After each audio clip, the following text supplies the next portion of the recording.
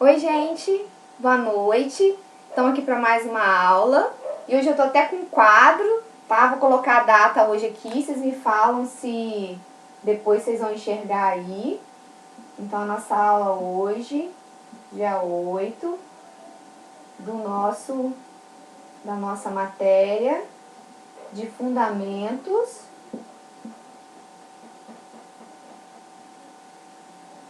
de Enfermagem 2. Então, chique, de quadro, depois vocês me falem se deu para ler. E a gente vai ter alguns outros recursos a serem utilizados nas nossas aulas. E lembrando também que nós vamos ter aulas de laboratório sim, quando a gente retornar. Não vão ficar pendentes, tá? E porque ainda faltam algumas coisas dessa matéria para a gente passar em laboratório. E aí hoje a nossa aula vai ser sobre cuidados da enfermagem com o corpo pós-morte. Então, o que é a enfermagem? Qual o papel da enfermagem no tratamento, né, na forma como prepara o corpo após o óbito do paciente, tá? Então, o cuidado da enfermagem,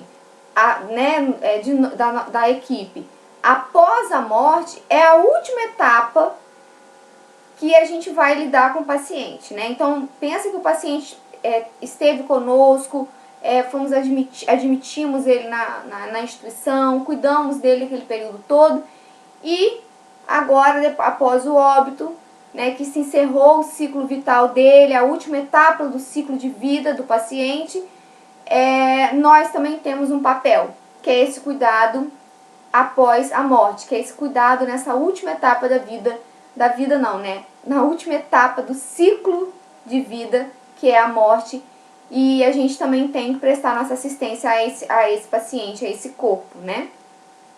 E aí tá citando aí no slide o Código de Ética, né, dos Profissionais da Enfermagem, na seção 1, lá na resolução do COFEN 311/2007, no artigo 19, que fala das responsabilidades, dos deveres da gente enquanto profissionais de enfermagem em relação a esse tema. E aí o artigo 19 diz, né, que temos que respeitar o pudor, a privacidade, a intimidade do ser humano em si, tá?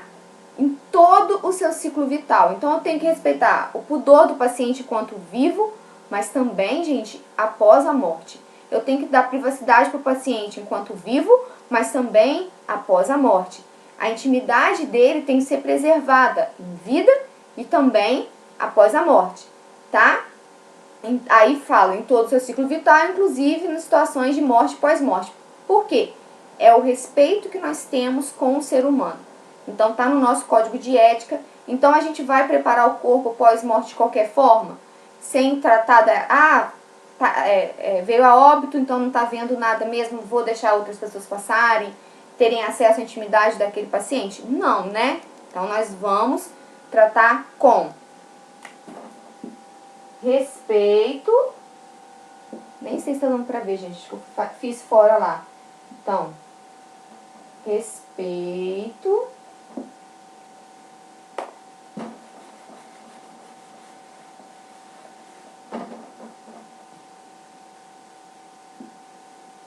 privacidade, intimidade.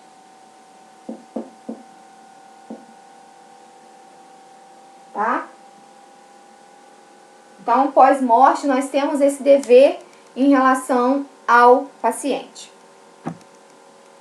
E aí, como que a gente vai ter noção de que a morte está iminente naquele paciente? Então, a gente, primeira coisa, antes de fazer todo o preparo do paciente, do corpo do paciente pós-morte, tem que ser identificada a morte, tá? Então, aqui a gente vai tratar bem rapidamente de sinais iminentes de morte.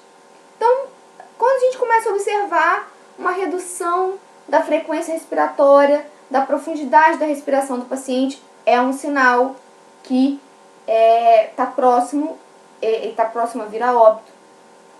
De quando a pressão arterial, a PA, começa a cair muito, ou não se apresenta, não consegue se verificar. excreção de suor, de aforese, muito suor, pulso fraco, irregular, palidez, cianose. Cianose é quando as extremidades ficam arroxeadas, podem ser extremidades, podem ser vias centrais, mas geralmente são a cianose de extremidade, porque o sangue começa a deixar de circular, né? No sistema nervoso central vão acontecer várias situações. Vão acontecer retração da pupila, o nível de consciência do paciente vai diminuir, o paciente vai ter uma queda, muitas das vezes uma queda de mandíbula, não vai conseguir deglutir, vai ter acúmulo de secreção aqui na parte da faringe, da boca, da orofaríngea. Nós vamos ver também, podemos observar um relaxamento dos esfíncteres, então esfíncter da uretra, esfíncter anal, diminuição de uma forma geral de todo o controle do sistema nervoso central. Então o paciente às vezes fica um pouco agitado, às vezes inconsciente, diminui os reflexos. Então assim, são sinais de morte iminente. E aí a morte, como que se atesta a morte? A gente viu sinais que o paciente pode estar chegando a óbito.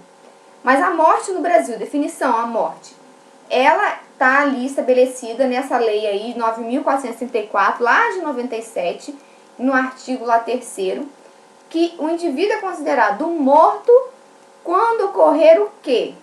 A morte encefálica, constatada e registrada por 3 médicos. Então, digamos que parou o coração, não tem como circular sangue. Então, gente, nessa situação aqui, não há dúvidas que houve morte, tá? Então, em caso de dúvida, o que a legislação fala, tá? Fala como?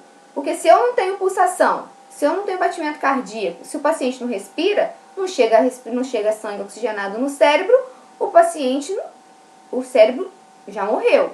Eu estou falando aqui essa definição em casos que o paciente às vezes ainda continua com pulsação, respirando, porém sem condições de retomar a consciência por conta dessa morte encefálica. E aí sim, diante de um quadro em que o paciente ainda encontra alguns sinais vitais, porém, se for atestado por 3 médicos, tá? Que não podem participar de equipe nenhuma de transplante, para ser o mais imparcial possível. Então, 3 médicos, se constatarem essa morte encefálica, eles têm um protocolo todo a seguir, vários itens que eles têm que observar para fazer essa constatação de morte encefálica. Então, eles vão seguir todos aqueles métodos, todos os critérios que está lá no Conselho Federal de Medicina. Após isso, com o laudo, né, de 3 médicos, podemos então, constatado, mesmo que o paciente esteja com sinais vitais como pulsação e batimento cardíaco, porém sem reflexos, entre outras situações lá que estão dentro dos critérios médicos para fazer essa avaliação de morte encefálica. Uma vez, então, constatada a morte encefálica, foi constatada a morte, tá? Eu vou parar esse vídeo aqui e já volto com o próximo, ok?